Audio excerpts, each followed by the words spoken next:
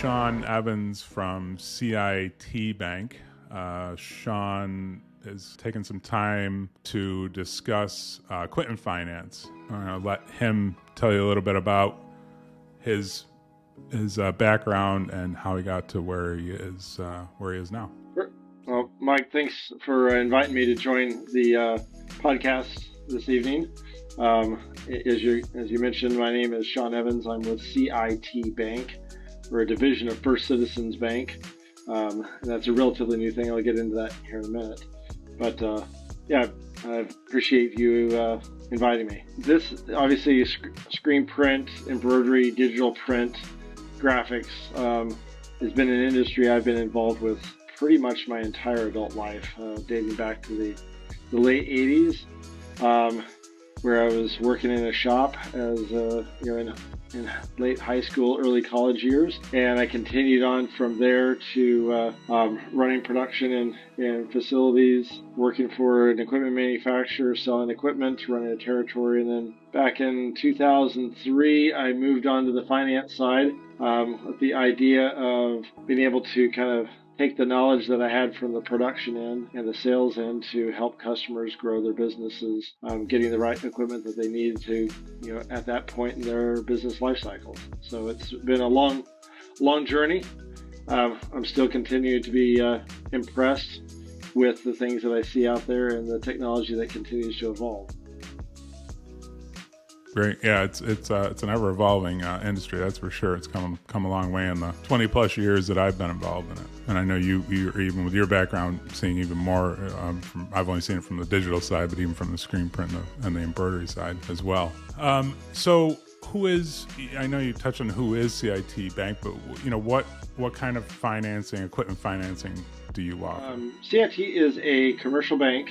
We've been around for about 100 years, and CIT has always been a commercial lender that is focused on business-to-business loans, for whether it be for equipment or inventory financing through factoring, receivables financing, all the way up through large capital equipment. It's always been their focus to be in the business-to-business space.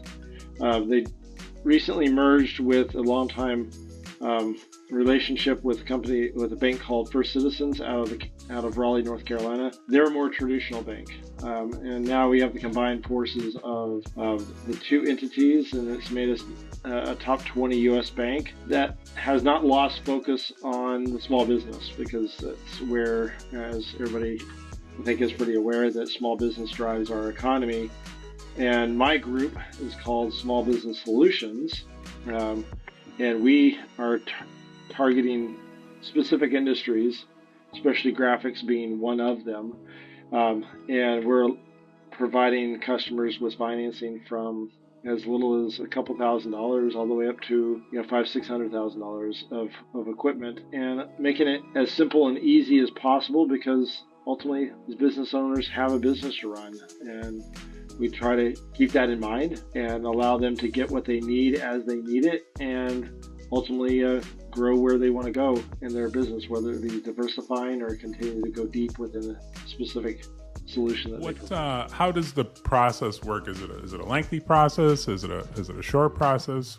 Can you walk us through the typical, what a customer, what they would do? They finally agree on a piece of equipment they want, and they've agreed on the price with the vendor, and then what? On our side, it's really straightforward. The application, we're collecting basic information: company name, address, tax ID number, time in business structure, if it's a sole proprietorship or a corporation or LLC or something in between. Personal information, as most of these businesses are small owner-operator.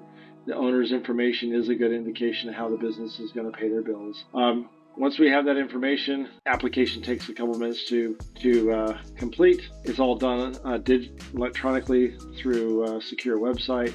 We'll return a decision back to a customer in about 60 to 90 seconds. At that point, the customer is approved for the maximum amount that we're comfortable with. So they may only be looking for $25,000 worth of equipment. But if they've been in business over a couple of years, time in business, then we may approve them for $50,000. They by no means need to use all of it, but they know that it's there and they can use it for business-related purchases as it pertains to their company. Wow, that's great. I know being a business owner in the past, having that type of capital available, when you're looking at equipment, there's always the unforeseen, overlooked accessory that you didn't think you needed, or maybe the accessory that you knew you needed but wanted to wait on, and maybe that becomes available at the time of purchase. So that's great. And that's one of the things that I think, my role within the bank on our side is to help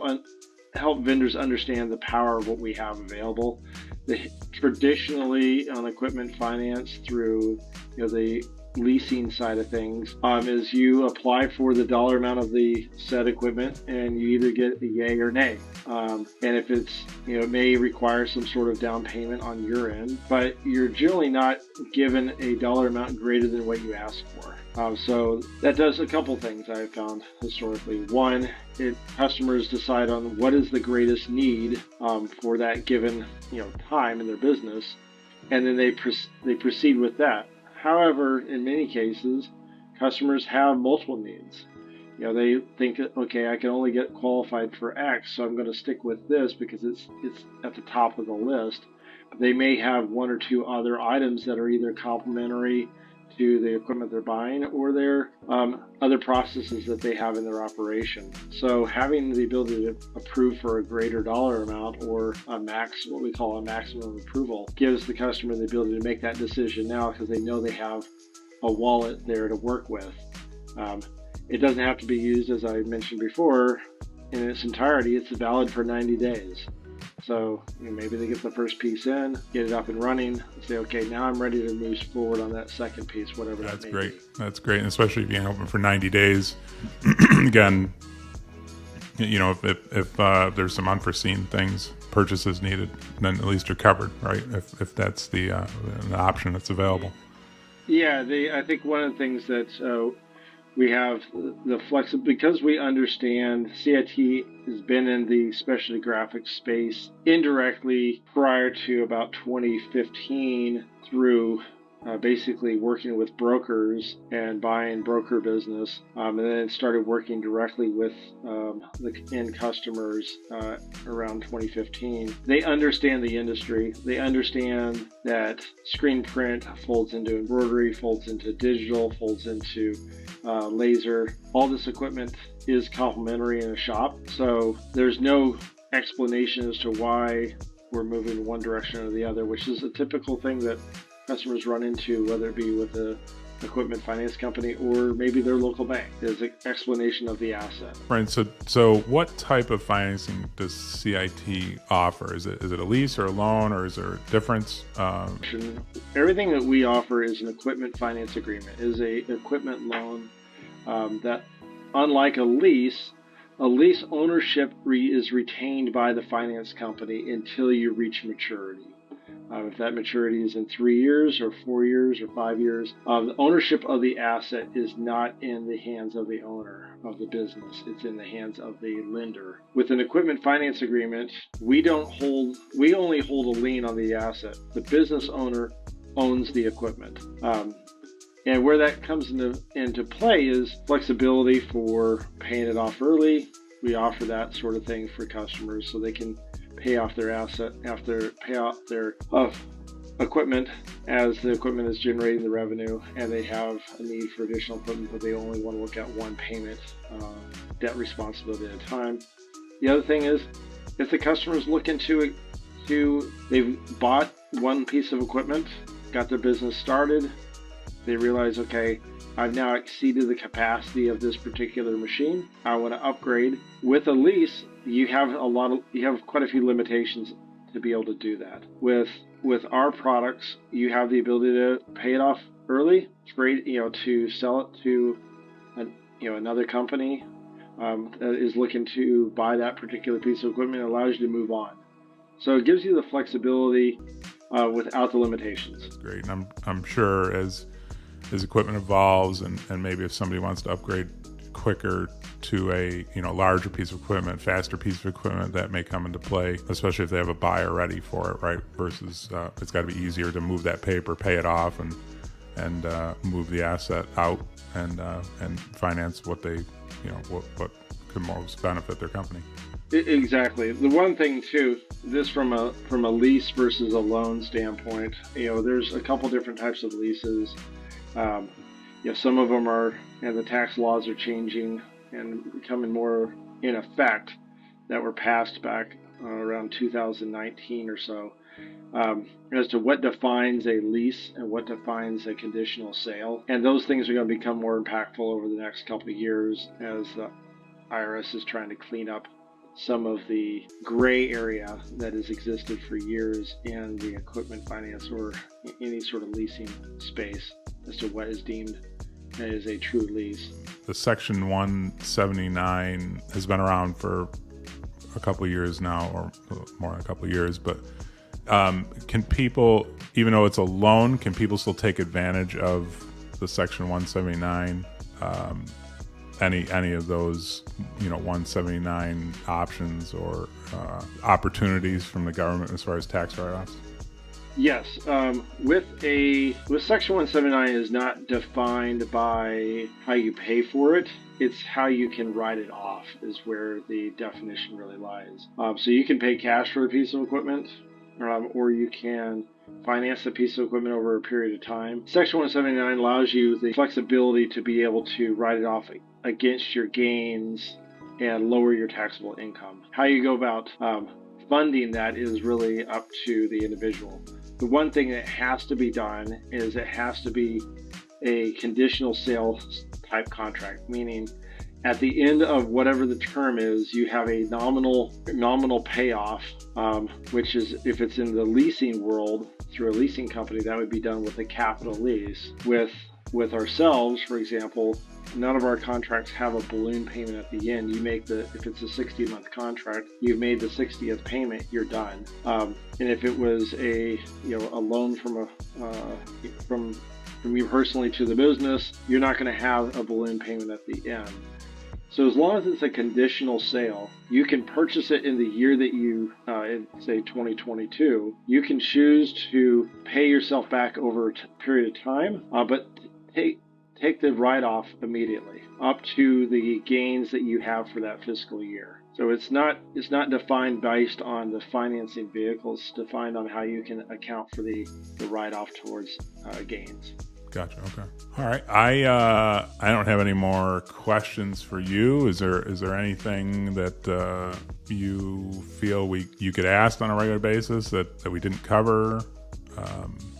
I guess several of the things that we have to offer that I think is meaningful in today's market. With any piece of equipment, you're going to have other expenses that are potentially going to be coming with that new asset acquisition, whether it be electrical requirements or venting requirements or build out requirements for a new piece of equipment to come into your operation. Typically that's always been handled. You pull it out of your operating cash, or if you have a line of credit with your bank for your business, you're utilizing some of those resources to pay for it. But ultimately it is tied to the acquisition of the machine. We have a product called Extended Line of Financing that allows you to roll those expenses into the purchase of the equipment, because ultimately you wouldn't be incurring those expenses unless you're buying the machine. So Extended Line of Financing allows you to say, if it was a $50,000 piece of equipment, you could get a percentage of the asset cost in cash back that would be given to you. So it would take the cost of the equipment from a financing standpoint for $50,000 to say $60,000. That would be $50,000 going to the vendor for the machine and $10,000 coming back to you that you can use for those build outs, for the upgrades of electricity, or HVAC, or whatever the case may be, in order to get that piece of equipment up and running in your operation. And it's ultimately rolled into the financing of the machine itself. That is something that is unique to what we have to offer. Historically, my experience has been on the machine sales side is there is some dollar figure that's associated with every equipment purchase that is going to be outside the realm of the machine acquisition that has to be covered. And sometimes that slows down the transaction for the customer. They don't have the cash reserves to be able to do something, and this gives them the ability to cover those expenses by rolling them into the overall financing package. Wow, that's a huge benefit, especially the unknown of new equipment. To think you have all your bases covered and you have the capital to cover everything, and then if anything comes up, at the last minute that needs to be covered, it sounds like the financing or funding will be there to help with those expenses. Exactly. The one thing that we also offer, and this is something that's the nature of what our product is we're doing everything as far as the finance concern is based on the business. So the contract's in the business's name. You'll be establishing business credit and beginning the journey or the history of the business as an entity independent of the individual. Where I think that is value, all small businesses start out with one or two people involved with the day-to-day operation, and the financial stability of the company is usually down to one or two individuals. The sooner you start the sooner you start establishing a history of the company, then the company starts taking on that responsibility, and it shifts off of the individual long term. And that's the one thing that I find more and more customers forgetting about as they start their business is they will finance everything personally out of working cash, and then they get to a point where they come across an asset that they want to purchase, piece of equipment, larger piece of equipment, that they can't cover out of cash. They need to come up with another means of doing it, but they have no history. So they may be a 3 or 4 year old company, got good sales, but they've never borrowed on the business in the past. And that's something where it's just like an individual. When you start out your adult life, you have a minimal credit card, you pay it off, you show that you can be responsible with credit, and then someone says, okay, I'll give them a little bit more of an extension, and it grows. The business is no different. It's a great way to look at it. I know it's business credit and isn't the easiest to always get. So that's great that those things are taken into consideration. The difference between, I guess the three vehicles that, customers have with regards to, growing their business: cash, a bank financing, or a lease financing. They all have their own place within the realm of a company's life cycle. And I think having a an understanding of all those and what they bring to the table is important to a business as they grow and they expand, because each of them need to be leveraged appropriately to help them reach the goals that they're trying to obtain. I don't have anything else to ask you. So with that, I guess we'll wrap it up. I appreciate you taking the time tonight to discuss CIT Bank and what CIT offers and the benefits of a business loan and why you would choose CIT Bank. Is it okay if I put your contact information in the comments below? People contact you directly? Perfect. Yeah, we work nationally anywhere in the continental U.S. Or actually all 50 states, I should say, not continental, because we will finance in Hawaii and Alaska. Very good to know. All right, Sean. Well, thanks again for taking the time tonight to discuss equipment financing. Appreciate it. Thank you for the invite, and look forward to speaking in the future.